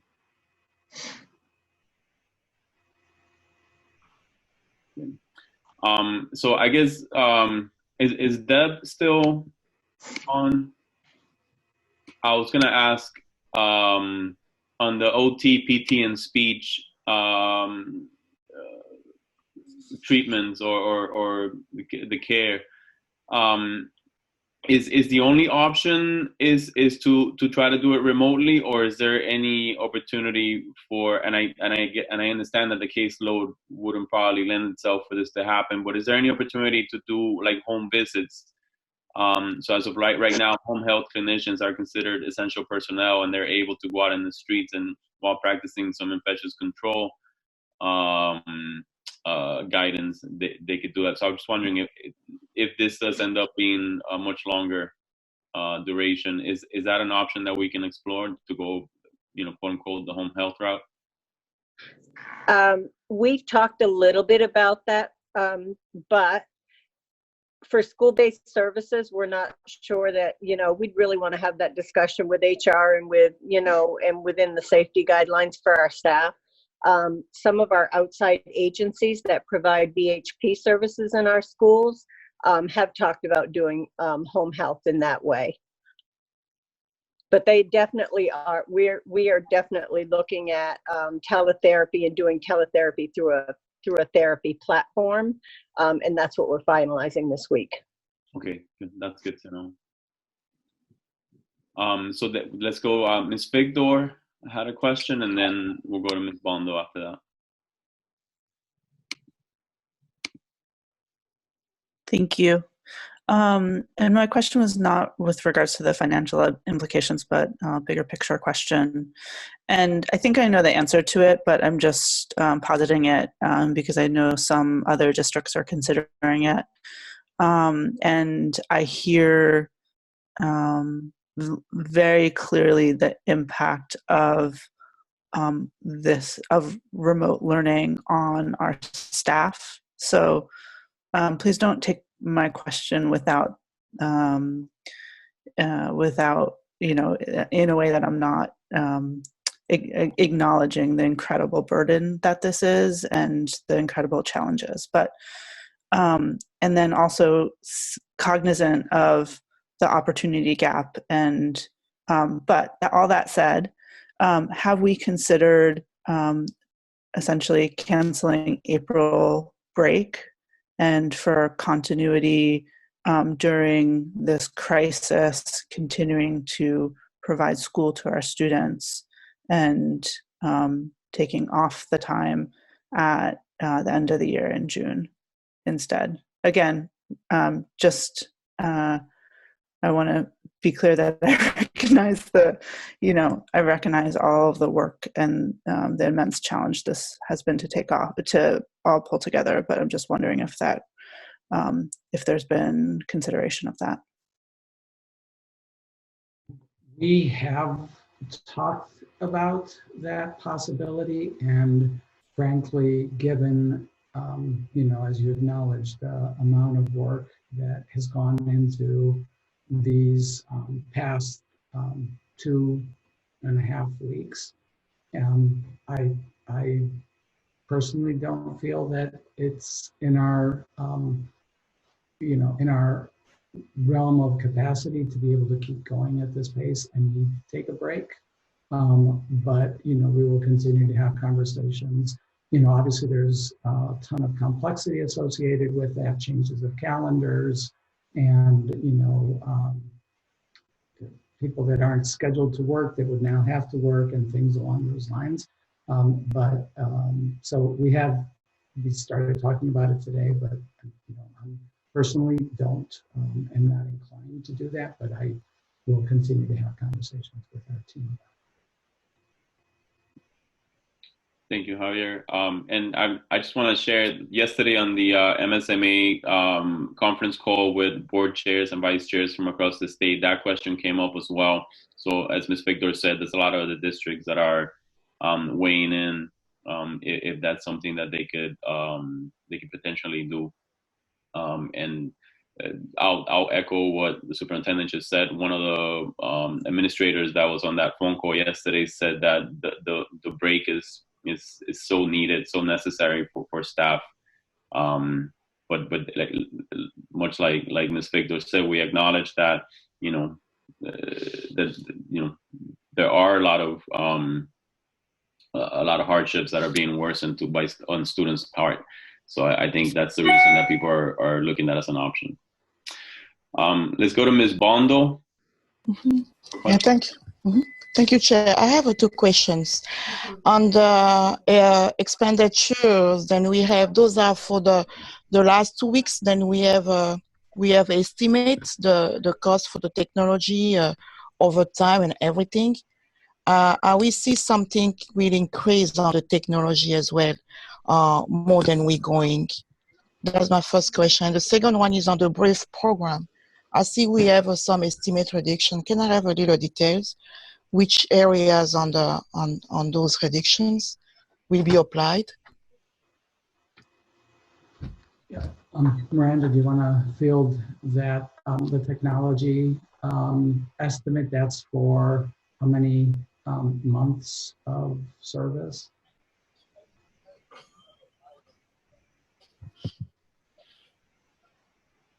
That was the original estimate that I got from IT. So I really probably should follow up with the IT staff to see, because it's possible that the estimate that Mustafa and I originally discussed was back when we weren't expecting this to be as long as it currently is. But my understanding with respect to the hotspots is that we only pay for the service. So if we don't activate all the hotspots, and that estimate I know was based on 1,000 hotspots. So if we haven't activated them yet, or we don't activate them ultimately, it'll be cheaper. It was $40,000 for the hotspots, 1,000 hotspots, $40. What I don't know if that was I'm guessing that's a monthly cost, but I'm not 100% sure, and I can follow up. It is a monthly cost. Yeah. Yeah, so at the time we probably weren't expecting it to be multiple months, but it does seem like we haven't activated anywhere near the 1,000. So could be 40 to 60,000 or something, if, depending on how long it goes. Okay. All right. In respect to your question about Breathe, I think specifically, and tell me if I'm not answering the right question, but I think specifically we had concerns about services being provided by the BHPs. Okay. The Breathe program, that really wasn't going to be happening anywhere near to the extent expected, maybe an hour a day instead of, and Deb may be able to speak further on that, but that was the big area where we were expecting to see a reduction in billable services. Yeah, that's right. Typically, the bulk of that $200,000 to $250,000 is the work done by our BHPs, our ed techs, who are behavioral health professionals. And in school day, we get Medicaid reimbursement for 6 hours a day for each of those staff. And realistically, under this remote learning model, they're doing no more than an hour a day of that service. We're continuing to do the hour of social work weekly, but it's the BHP service that we're really realizing some shortfall from Medicaid for that. So what's the impact for our students? I just want to, because if we go to 6 hours, then 1 hour, what's the impact will come out? It's going to be a cost to those impacts coming up for those students, right? Needs. Yeah. So the Breathe staff is checking in with families. I don't know if Christy's on this board meeting or not, but they've already connected with families on the behavior plans for all their students and the social emotional supports. Right. And checking in with families, but it's not the same as doing a reimbursable service. Okay. Yeah. All right. Thank you. Thank you. You're welcome. And I don't want to, I just want to take the opportunity to acknowledge that it's not just that it's not a reimbursable service. It's not the same as having our kids in school. And I think that that's important for us to recognize that all of this is happening, and it was very evident in what Malia presented and in all of our previous conversations about it, that we're mitigating, at best, we're mitigating how much of a gap we will see as a result of this closure. But for students with special needs, students who are English language learners, and for all students in general, this is not the same as what they are, what they have when they're in school every day. So I don't want to, in any way, shape, or form. The reason that there is a reduction here is because we are providing less intensive support than what we're able to provide when kids are in school. I got you. Thank you so much, Maria. Thank you. We'll go to Ms. Morioni. Hi, thank you. I just had a clarifying question around staff. Do we have any staff that are hourly, are paid by the hour, that either are no longer being paid? I thought that the board had approved for them to continue to be paid. I just wanted to clarify that one more time. That's correct. Okay, thank you.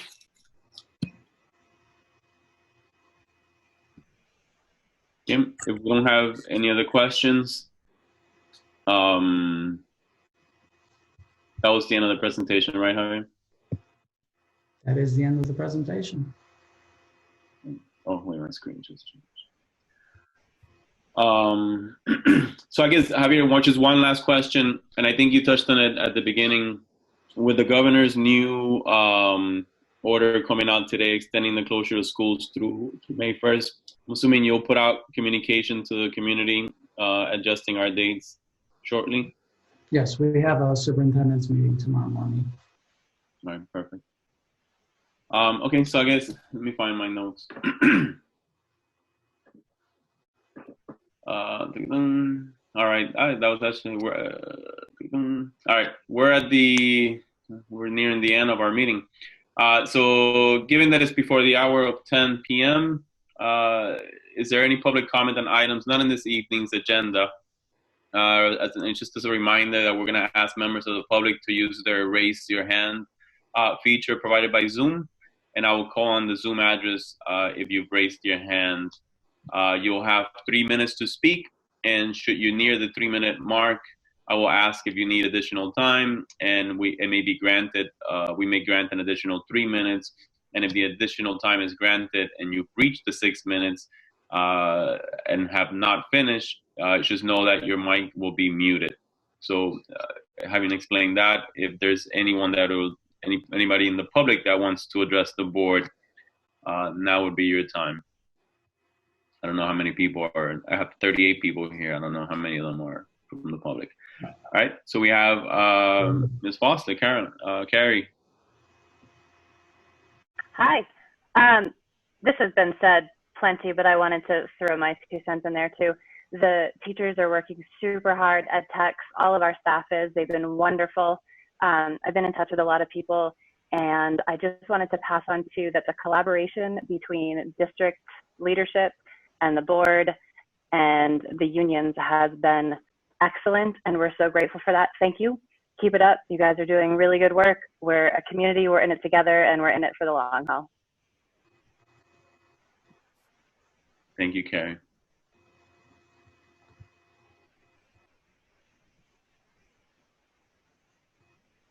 If anyone else wants to address the board, I'll give it another minute, and then we'll move to adjourn.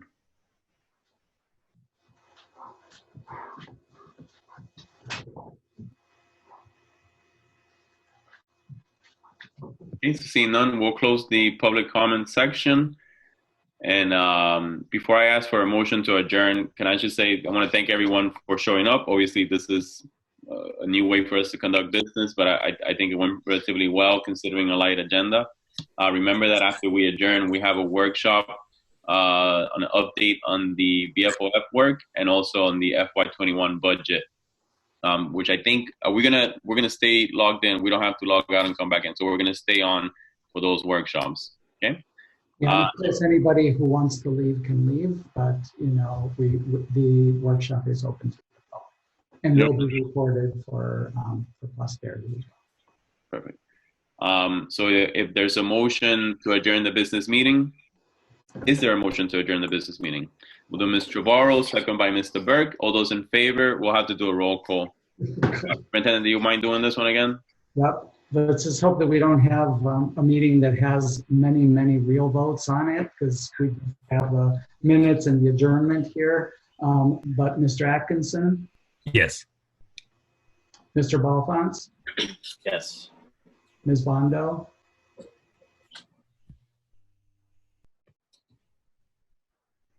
Yes.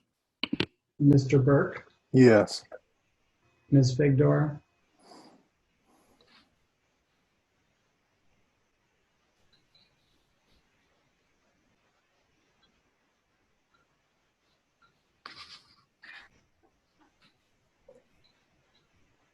Yes. Ms. Milioni,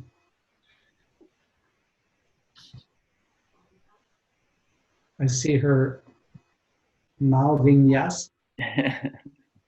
Ms. Thompson, Yes. Ms. Trevorrow, Yes. Ms. Brown, Yes. Mr. Casiel-Reyes, I think he's left. okay. Ms. Habib Saeed, Yes. Ms. Yangala may have left as well. He also left. She had to leave at 8. Chair Rodriguez. Yes. All right. So that's unanimous. We've adjourned at 8:06 p.m. Nice job, everyone.